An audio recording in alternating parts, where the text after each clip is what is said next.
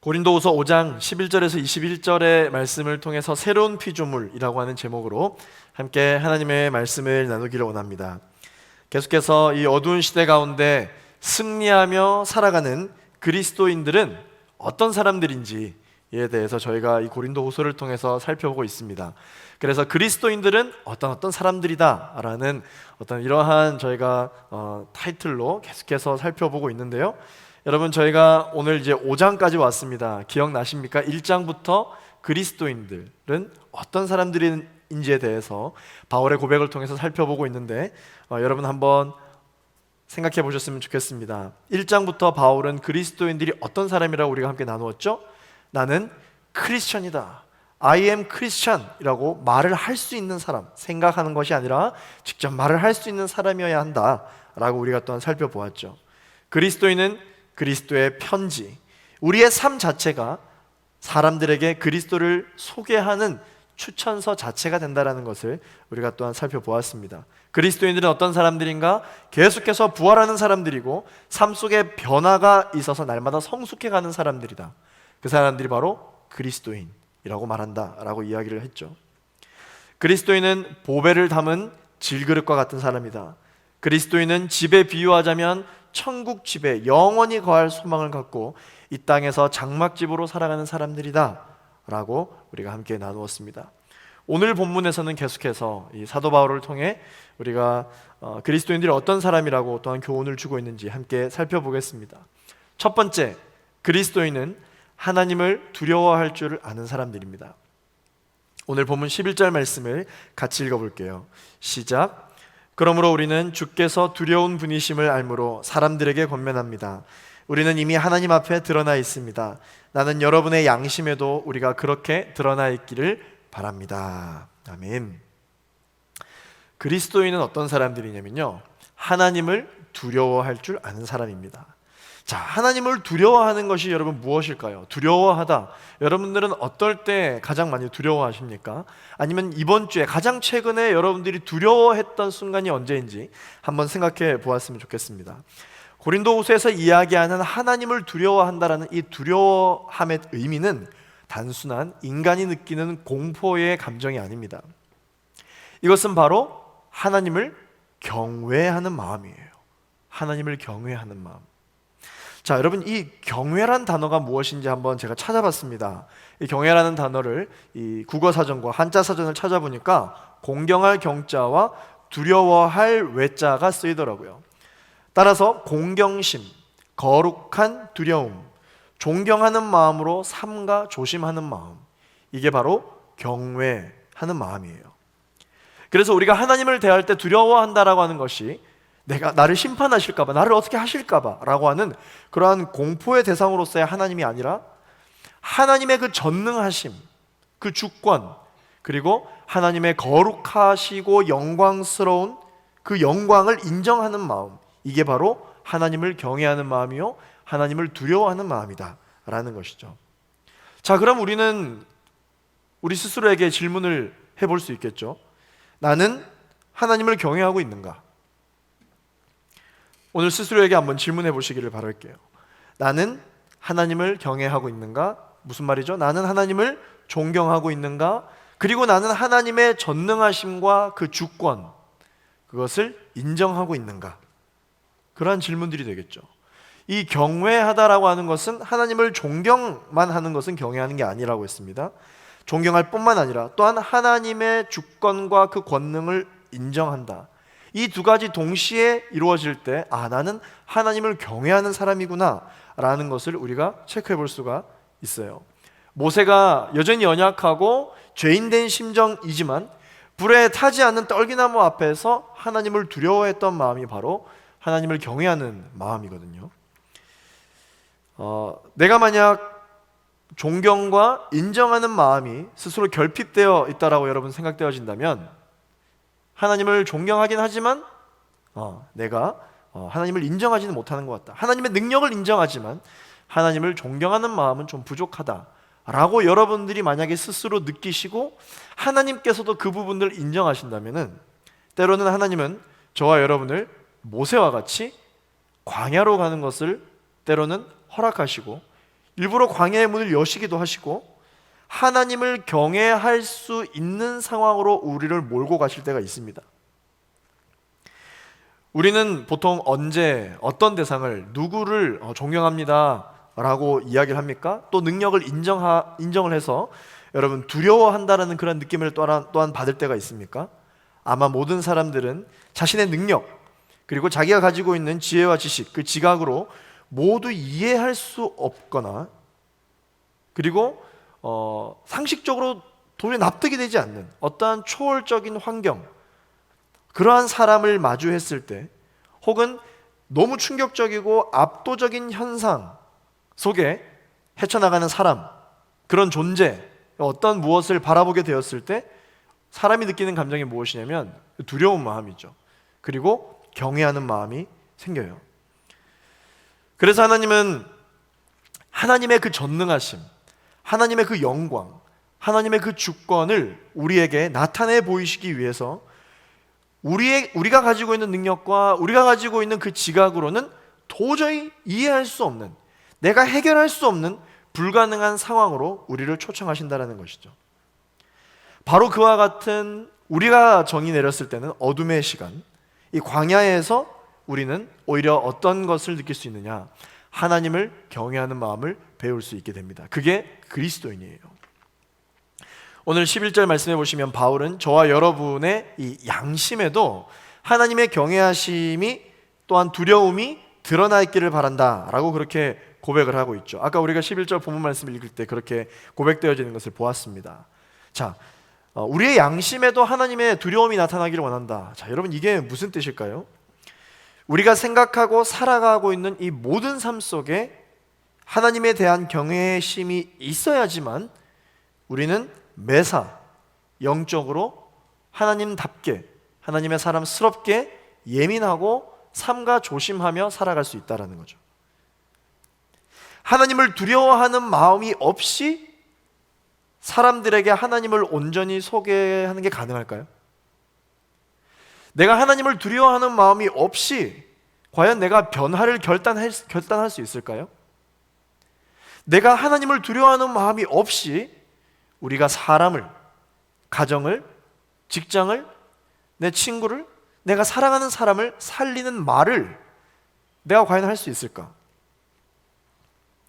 하나님을 두려워하고 경외하는 마음이 있어야지만 세상을 겸손하게 섬길 수 있도록 결단하기 위해 우리 스스로의 만족과 유익을 포기할 수 있게 됩니다.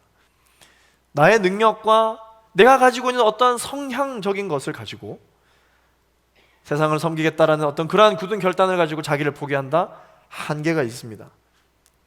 하나님을 두려워하고 하나님을 경외하는 마음이 필요해요. 그렇게 하나님의 나라는 그리스도인들을 통해서 소개되어지고 흘러간다. 오늘 본문의 핵심인 것이죠. 그리스도인들은 어떤 사람들이냐면요, 세상을 이용해서 유익을 얻는 사람이 아니라 세상이 우리들을 통해서 그리스도인들을 통해서 유익을 얻을 수 있도록 통로가 되어주는 사람, 편지가 되어주는 사람, 향기가 되어주는 사람, 그런 사람이 그리스도인이에요.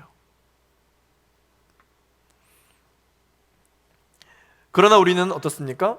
이 세상을 섬긴다고 하면서 그렇게 매주 예배 때마다 결단을 하지만 어떻습니까? 내 손에 내 팔에 창이 찔리고 십자가 못이 박히는 것을 원하지 않아요. 아무도 그런 것을 원하지 않는 마음이 우리 마음 가운데 있습니다. 여러분 생각해 보십시오. 목회자가 늘 목회자라는 말을 다른 말로 뭐라고 이야기합니까? 주의 종, 주의 종, 주의 종 그렇게 이야기하잖아요. 주의 종, 종이에요. 종. 신분이 종입니다. 그런데 어떤 목회자가 주님의 종이라고 이야기를 하면서 교회에 군림을 한다면 완전 모순이죠. 리더십이 주님의 말씀에 순종한다라고 이야기를 하면서 사람들 위에 군림하려고 한다면, 우리는 가정과 직장과 세상을 섬긴다라고 이야기를 하면서 세상에서 나의 만족을 얻기 위해 몸부림을 친다면, 우리의 신앙생활과 우리의 삶에 어디서부터 방향성을 다시 잡아야 할지가 우리가 좀 알 수가 있겠죠. 다시 말해서 예수님처럼 이 세상을 살려는 몸부림이 아니라 예수님을 이용해서 하나님의 전능하심과 하나님의 그 능력을 이용해서 세상 가운데 성공하려는 몸부림을 치는 삶이 우리의 삶이 아닌지 우리는 오늘 생각해 보았으면 좋겠습니다. 오늘 본문 12절 말씀을 같이 한번 읽어보겠습니다. 시작. 그렇다고 우리가 또다시 여러분에게 우리를 추천하려는 것이 아닙니다. 도리어 우리는 여러분에게 우리 때문에 자랑할 기회를 주려는 것입니다. 이는 마음으로 하지 않고 외모로 자랑하는 사람들에게 여러분이 대답할 말을 가지도록 하려는 것입니다. 자, 오늘 본문에 보면 마음으로 하지 않고 외모로 자랑하는 사람들이 있다. 이런 부류가 있다라는 것입니다. 그들을 향해서 그리스도인들은 또한 어떻습니까? 대답할 말을 가지고 있어야 된다 라고 오늘 본문에서 이야기를 하고 있네요. 외모로 자랑하는 사람들은 어떤 사람들일까요? 바로 하나님 밖에 있는, 그리스도 밖에 있는 사람들을 이야기합니다. 세상 사람들이라고 이야기를 하고요. 마음으로 하는 사람들로 분류된 사람들은 어떤 사람들일까요? 그리스도 안에 있는 사람들이죠. 하나님 안에 있는 사람들, 바로 그리스도인들을 뜻합니다. 외모로 자랑하는 사람들과 마음으로 하는 사람들의 차이를 우리가 오늘 생각해 보았으면 좋겠습니다. 반드시 기억하십시오. 세상은, 외모로 자랑하는 사람들은 어떤 사람들이냐? 세상 속에서 사람을 만날 때 사람 자체를 기대하는 사람들이에요. 그런 모임이 세상이라고 이야기를 합니다. 사람을 기대하는 것이죠. 그래서 그러한 사람들은 사람을 딱 만나면 처음부터 어떤 생각을 하느냐? 나 말고 모든 사람을 평가하기 시작하고 판단하기 시작하고 정죄하기 시작합니다. 그렇게 해서 그 필터링으로 걸러지면 이 사람은 내 사람, 이 사람은 선을 그어야겠어, 이런 기준이 탁 생기는 거죠.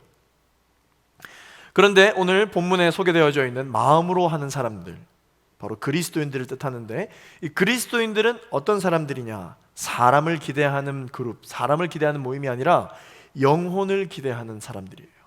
영혼을 기대하는 모임입니다.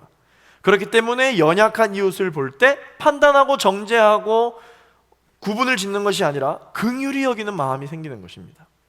중보하고자 하는 마음이 생기는 것이고, 그들의 아픔을 공감하는 마음으로 말씀처럼 함께 울고 함께 웃는 그런 사람들이에요. 그들의 기준은 사람이 아니라 영혼에 있습니다. 저와 여러분은 이 신앙생활을 한다라고 이야기하는 사람으로서 어디에 더 많이 속하는지 오늘 생각해 보았으면 좋겠습니다. 13절 말씀을 같이 한번 읽겠습니다. 시작. 우리가 미쳤어도 하나님을 위한 것이요 정신이 온전해도 여러분을 위한 것입니다. 나는 무엇 때문에 사는가? 인생의 목적이 나와 있습니다. 그리스도인들이라면 어떤 삶을 사는지에 대한 삶의 목적이 나와 있습니다. 사도 바울은 내가 어떤 한 분야에, 어떤 한 곳에 내가 미쳐있다 할지라도 무엇을 위해 미쳐있다? 하나님을 위해 미쳐있다. 내가 정신을 똑바로 차리려고 애를 쓰고 몸부림을 친다 하더라도 무엇을 위한 것이냐? 바로 여러분을 위한 것이다. 누구냐? 이웃을 위한 것이다 라는 거예요. 그리스도인들은 단 하나, 어떠한 삶을 살기로 결정을 한다 할지라도 나 자신을 위해 미치거나 정신을 온전하게 하려는 기록이 없어요.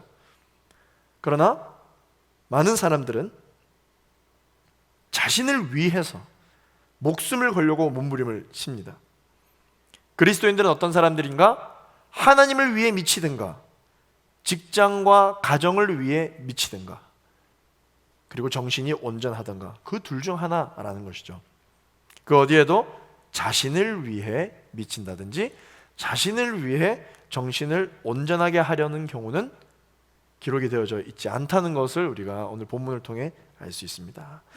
자, 그리스도인들은 어떤 사람인가? 두 번째, 그리스도인은 예수가 그들의 동기부여가 되는 사람들입니다.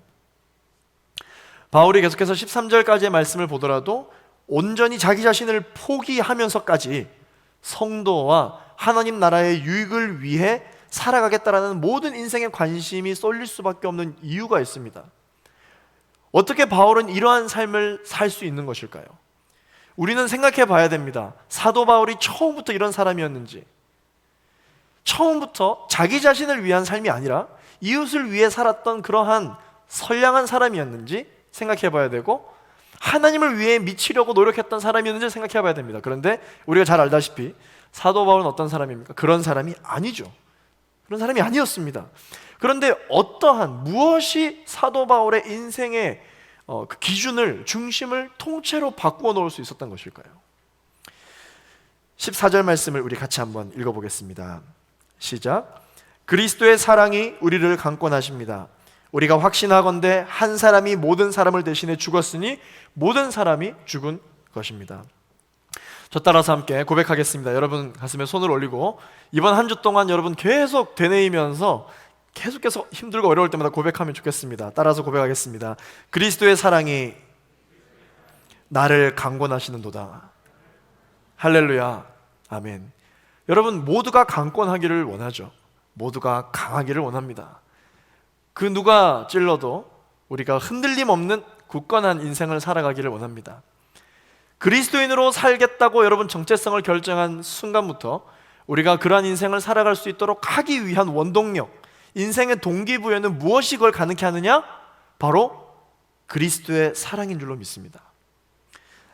사랑하는 제이프의 청년 여러분, 그리고 영상으로 함께하고 있는 우리 또 250여 명의 우리 제이프의 청년 여러분, 사랑 관심 굉장히 많으시죠? 연애 관심 많고요, 결혼 굉장히 관심이 많으십니다.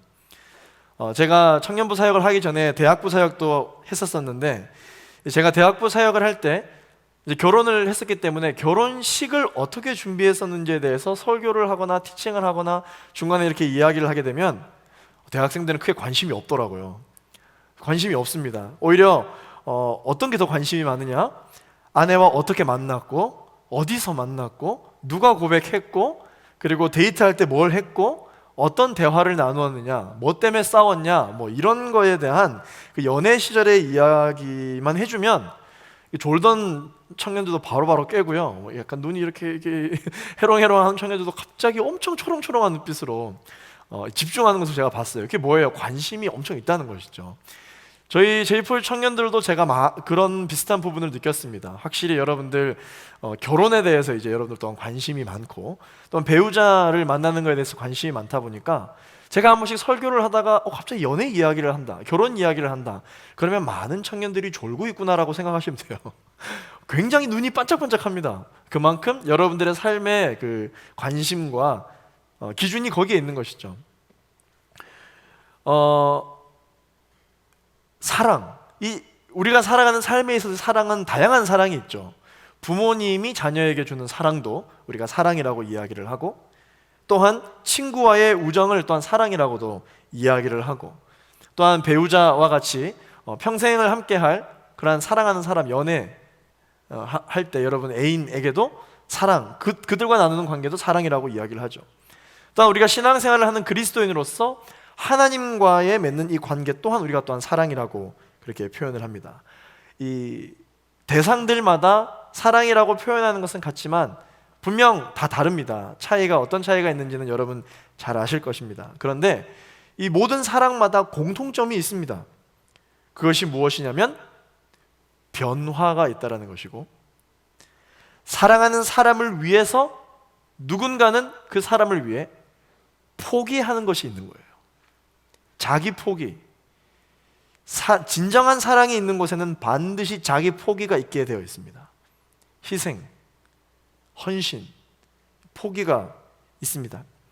여러분 혹시 여러분이 좋아하시는 분 있어요? 지금 사랑하고 있는 사람이 있습니까? 그러면 여러분 그 사람을 떠올리면서 한번 가만히 한번 생각해 보십시오. 내가 행복한 게 아니라 그 사람이 행복할 수만 있다면 내가 얼마나 많은 것을 포기할 수 있나? 그것을 한번 생각해 보시기를 바랍니다.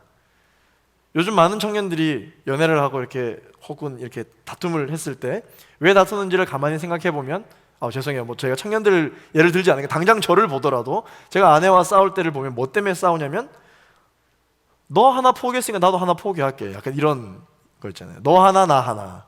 너 둘 나 둘. 그렇게 해야 우리가 건강한 사랑을 할 수 있지 않겠냐. 보통 이렇게 생각하고 다툰 경우도 많이 있습니다. 혹시 여러분들도 뭐 이런 대화까지는 나눠보지 않았다 할지라도 사랑에 대해 고민이 있을 때 내가 그 사람을 위해서 더 많이 포기할 자신이 없고 더 포기할 마음이 없고 너 하나 나 하나 하는 것이 온전한 사랑이지 라고 생각하시는 분들이 혹시 계십니까? 다시 한번 더 생각해 보시고요. 헤어지는 게 좋을 것 같아요.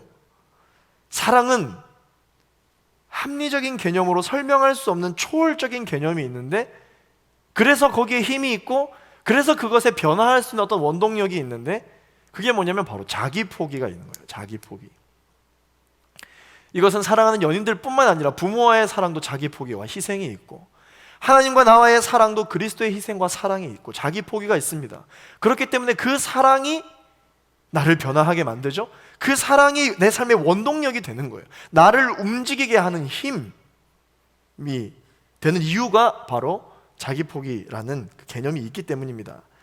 그래서 가만히 한번 생각해 보면 인류의 이 발전과 과학 문명의 발달은 합리적인 개념으로 발전이 되어져 왔다라고 우리가 생각할지는 모르겠지만 가만히 생각해 보면 그 문명의 발달과 과학의 발달을 위해 누군가는 자기 포기가 있었어요.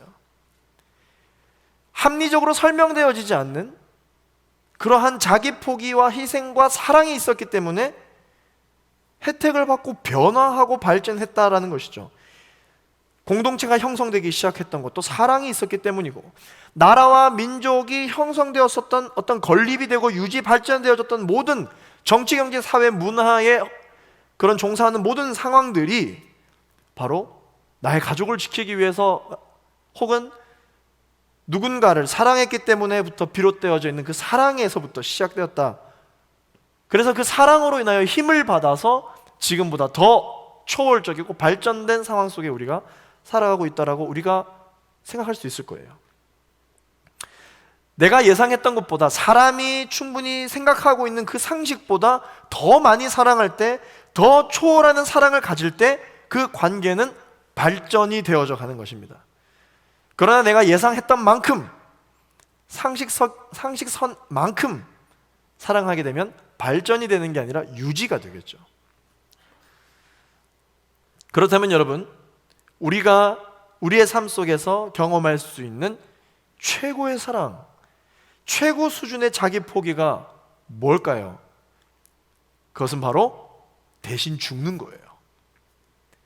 대신 죽는 것만큼, 내가 죽어야 되는데 나 대신해서 죽는 것만큼 우리에게 동기부여가 되는 어떠한 개념이 없습니다. 이 세상에는. 내가 갚아야 할 돈이 있는데 그걸 누가 대신 갚아줬다? 고맙습니다만 내 인생을 걸 만한 변화의 동기가 되지는 못합니다. 그러나 내가 죽을 수밖에 없는 어떤 질병에 처해 있는데 누군가가 대신 죽음으로써 심장을 기증받았다. 그래서 생명을 다시 한번 유지할 수 있게 됐다. 그의 인생이 바뀌는 거죠. 대신 죽는 것만큼 최고의 사랑은 없어요. 대신해서 죽는 자기 포기, 대신해서 죽는 죽음이 있을 때마다 사람들은, 우리는 엄청난 발전을 거듭해 왔습니다.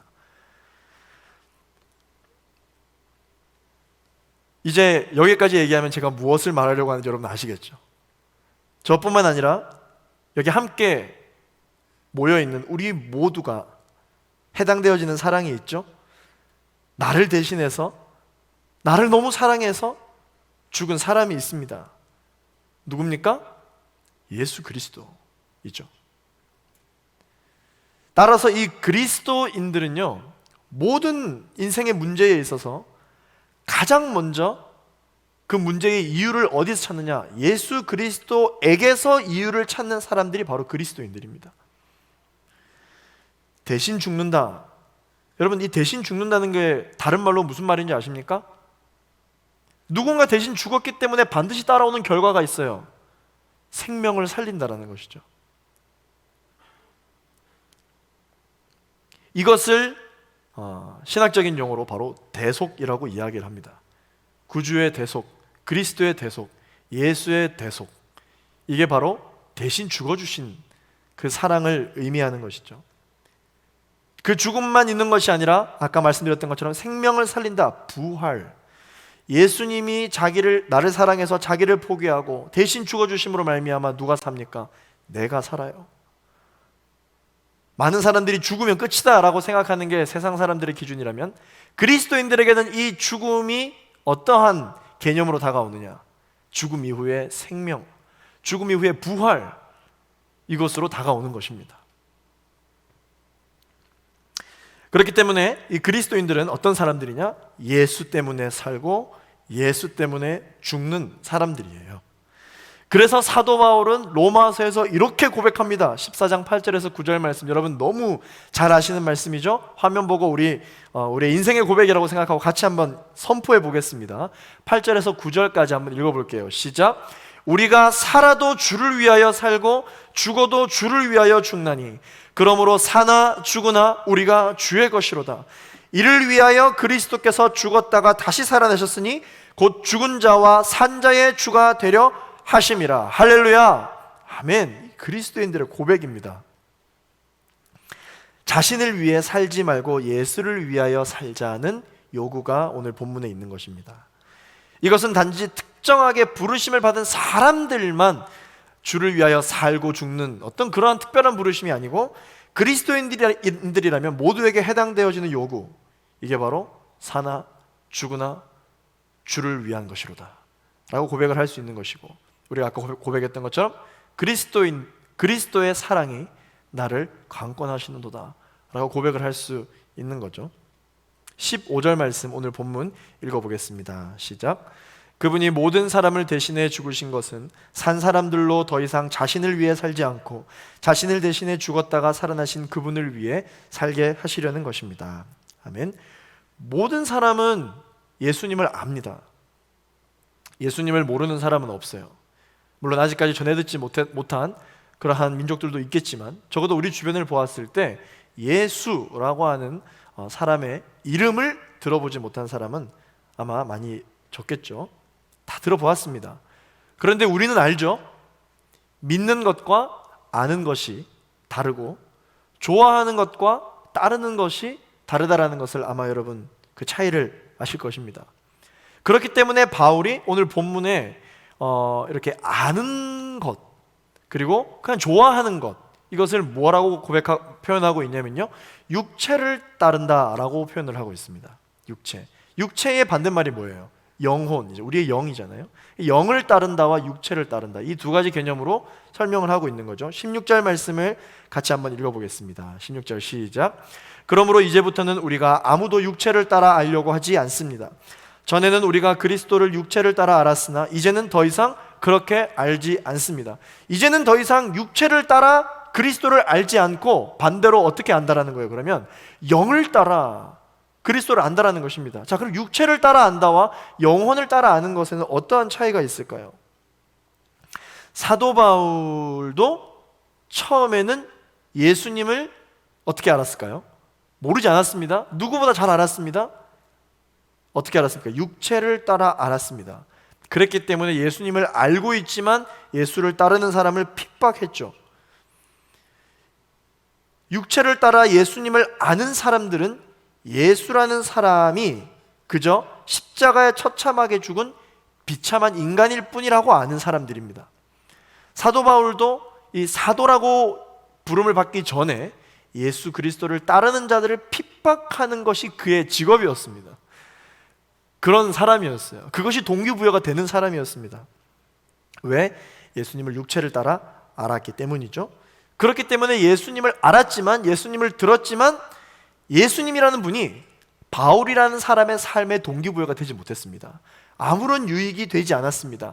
예수님이 나를 대신하여 십자가에 못 박혀 돌아가셨대, 그래서 우리에게 영원한 삶을 허락하셨대 라는 복음을 들었지만 삶의 능력이 되진 않았습니다. 왜냐? 육체를 따랐기 때문에, 자기를 포기하지 않았기 때문에. 자신의 만족과 유익을 위해 삶을 살았기 때문에 십자가가 그의 능력이 되지 않았던 것이죠. 오히려 그 복음이, 오히려 그 천국 메시지가 사도 바울은 들었을 때 어떤 느낌이 이제 오냐면 미련해 보이는 거예요. 너무 한심해 보이는 것입니다. 어떻게 해서든지 천국에 들어갈 사람에 합당하게 다른 박질해서 천국에 들어갈 사람의 모습이 돼야지, 뭐 저런 십자가에 처형당한 저 죄인을 믿고 그 사람을 위해서 목숨을 건다고 그렇게 하냐 라고 생각했던 사람인 것이죠. 이러한 개념은 그 당시 유대사에만 있었던 것이 아니라 오늘 우리의 삶에도 믿는 저희들을 한심하게 미련하게 보는 사람들이 있죠. 정상입니다. 지극히 정상입니다. 그리고 혹시 여러분들이 신앙생활하는 그 모습 자체를 믿지 않는 사람들이 한심하게 보고 미련하게 본다면, 그래서 여러분들을 향해서 누군가가 질타를 했다면, 여러분들이 그런 상황 가운데서 위축되어진 어떤 그런 상황 속에 지금 여러분들이 있다면, 영상으로 참여하고 계신 여러분들 또한 다 마찬가지, 그러한 삶의 어떤 상황이 내 삶 가운데 지금 있다면 여러분들은 신앙생활 잘하고 있는 거예요. 여러분들은 그리스도인답게 살아가고 있는 것입니다. 예수를 믿지만 어느 누구도 내가 예수 믿는지를 모르고, 어느 누구도 세상의 어떤 그러한 인식 속에 내가 평가되어지지 않는다면 우리는 육체를 따라 살아가는, 예수를 그저 알기만 하는 그러한 그리스도인이지 않을까, 우리 스스로를 한번 생각해 볼 수 있을 것 같아요. 사도 바울은 어떻습니까? 그러나 이전과 달라졌어요. 어떻게? 예수 그리스도의 그 강권하시는 사랑을 알고 난 이후에, 그의 중심 안에 들어간 이후에 이 바울의 삶은 완전히 달라졌어요. 180도 달라졌습니다. 그가 생각하는 것이 완전히 달라졌어요. 예수님 때문에. 그가 말하는 것이 완전히 달라졌습니다. 예수님 때문에. 그가 꿈꾸는 것이, 그가 계획하는 것이, 그의 비전이 완전히 달라졌습니다. 예수님 때문에. 완전히 새로운 사람으로 다시 태어난 것이죠. 이 사람이 내가 알던 바울이 맞나? 라는 말이 주변에서 들리는 거예요. 17절 말씀을 같이 한번 읽어보겠습니다. 너무 유명한 말씀이죠. 우리가 잘 아는 말씀입니다. 읽어보겠습니다. 시작. 그러므로 누구든지 그리스도 안에 있으면 새로운 피조물입니다. 옛것은 지나갔으니 보십시오, 새 것이 됐습니다. 어떻게 이게 가능한가? 예수님 때문에 가능한 것입니다. 그리스도인은 그리스도 자체가, 예수 자체가 그들의 인생의 동기부여가 되는 사람들이기 때문에 옛것은 지나가고 새로운 피조물이 되는 사람들인 것이죠. 예수 그리스도, 그분이 내 삶의 원동력이고 날 움직이게 만드는 동기부여가 되는 사람들, 그 사람들이 바로 그리스도인들입니다. 우리 마지막으로 20절에서 21절까지 말씀을 읽고 우리 기도하겠습니다. 20절에서 21절 말씀을 읽어보겠습니다. 시작.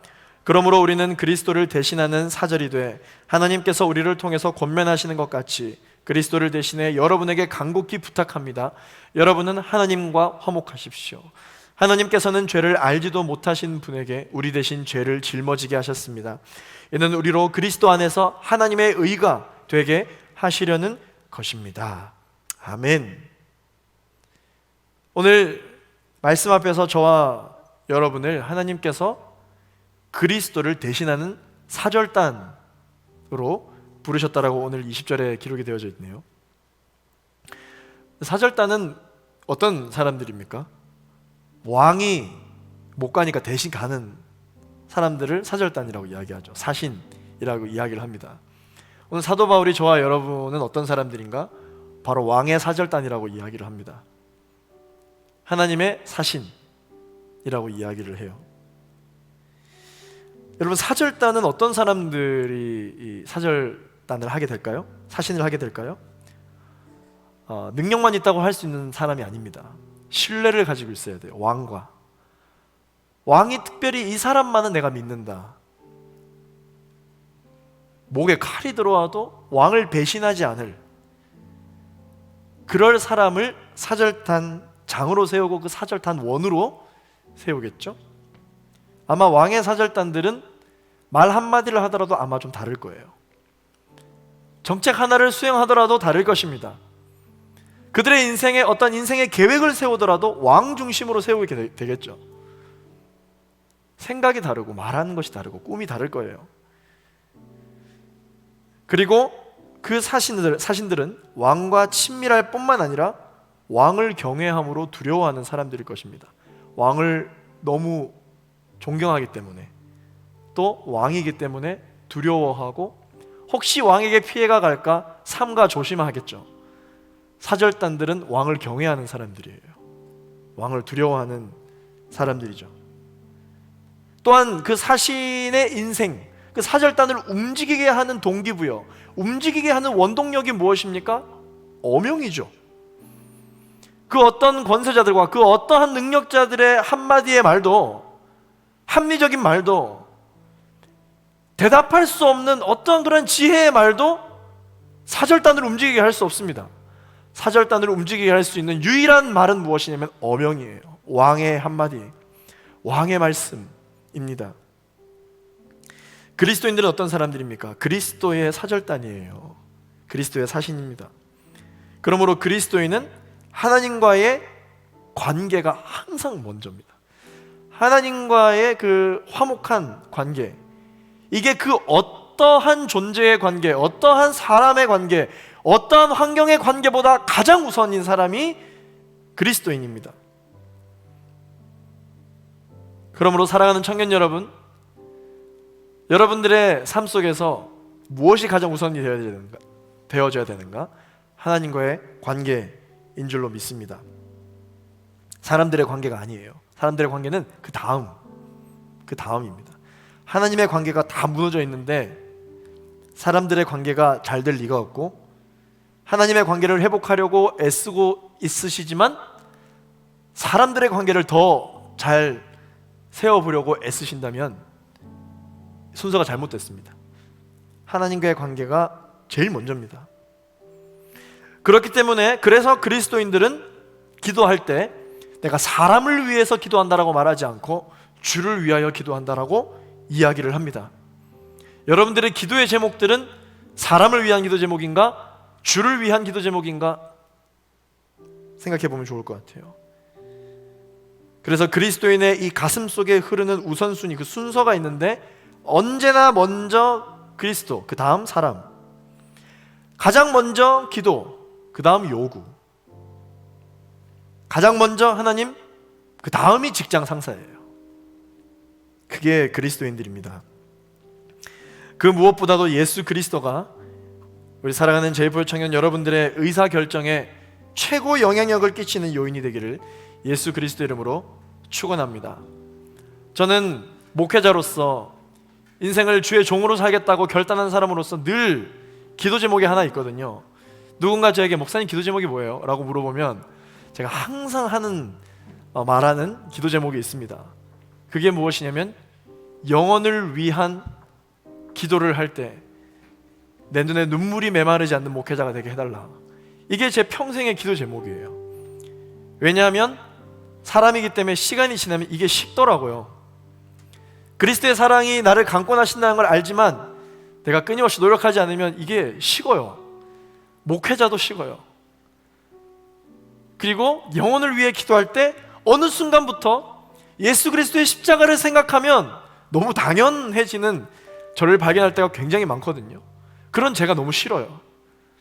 무언가 예수의 죽음이 당연해지고 뭔가 내가 신앙생활을 하면서 이 세상을 살아가는 것이 무미건조해지는 제가 너무 무섭고 두렵고 제가 싫습니다.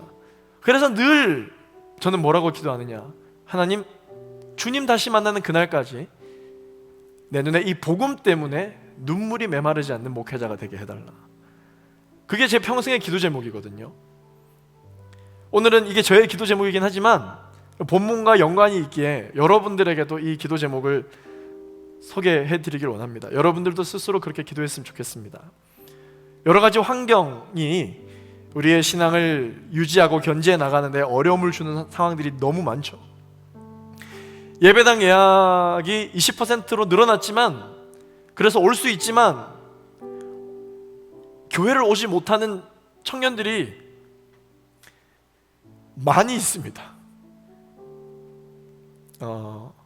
교회를 가려면 직장에 있는 게시판에 이름을 써야 되고, 직장 상사에게 보고를 해야 되고, 아무 말 하지 않지만 그냥 교회 갔다 온 것만으로도 이게 어떻게 된 건지 마치 이렇게 바이러스에 감염하면 원이 되는 것처럼 그런 분위기 속에서, 또한 교육과정 속에 있는 예민한 그러한 상황 가운데 있는 우리 청년들은, 이제 특별히 사립 가운데 있는 어떤 그런 학교에 있는 우리 청년들은 그냥 아예 대놓고 못 가게 하는 경우도 많대요.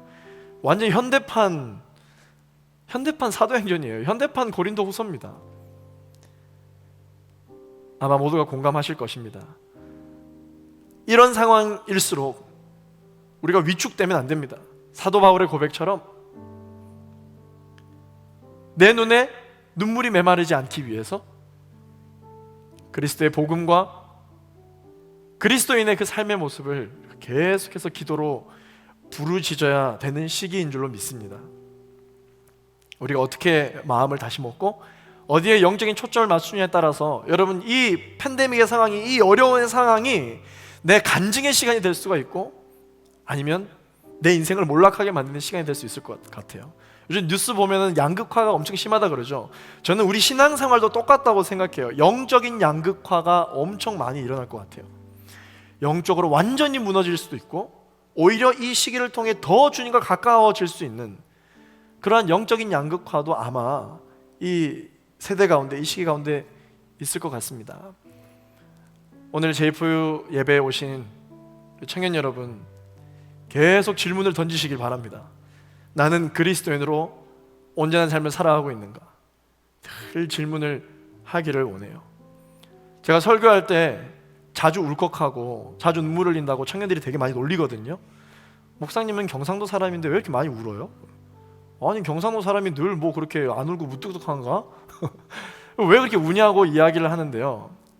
죄송합니다. 뭐 제 감정이 뭐 그럴지는 모르겠지만 제가 늘 그렇게 기도해요. 예수님 이야기하는데 안 울 수 있나? 나 대신 죽은 사람을 소개하는데 눈물 없이 소개할 수 있나? 혹시 내가 눈물이 메마른다면 그 문제 아닌가? 그런 생각을 늘 합니다. 스스로 해요. 새로운 어떤 영적인 지경을 넓혀줄 때마다 더 그런 마음을 지키려고 노력합니다. 사랑하는 제이프 청년 여러분, 그리스도인들은 어떤 사람들입니까? 그리스도인들은 하나님을 경외할 줄 아는 사람입니다. 그리스도인들은 하나님을 두려워할 줄 아는 사람이고, 그리스도인은 예수, 그 이름이 인생의 동기부여가 되는 사람들입니다. 오늘 저와 여러분이 이 말씀 앞에 순종하기로 결단할 때 하나님을 경외하고, 그리고 예수가 내 인생에 최고의 영향력을 끼치는 동기부여가 되는 이름이 될 수 있도록 기도하게 되기를 예수 그리스도 이름으로 축원합니다. 우리 함께 시간 결단하는 마음으로 자리에 함께 일어나셔서 우리 기도하며 나아가기를 원하는데요. 하나님 아버지, 오늘 고린도서의 말씀처럼 나의 인생 가운데 하나님을 존경하는 데 그치지 아니하고, 하나님을 좋아하는 것으로 그치지 아니하고 경외하는 마음이 있게 하여 주시옵소서. 하나님을 존경하며 하나님을 또한 예민하게 삼가 조심하며 두려워하는 마음으로 주님 신앙생활을 할 수 있도록, 그렇게 겸손하게 세상을 섬길 수 있도록 역사하여 주시옵소서. 또한 하나님, 내 인생의 원동력, 나를 움직이게 만드는 힘, 예수 그리스도가 되게 하여 주시옵소서. 예수 그리스도의 이름만 생각하면 내 눈에 눈물이 메마르지 않도록 하나님, 나에게 복음에 예민한 사람이 될 수 있도록 역사하여 주옵소서. 함께 합심하여 말씀을 기억하며 주여 한 몸으로 주고 기도하겠습니다. 주여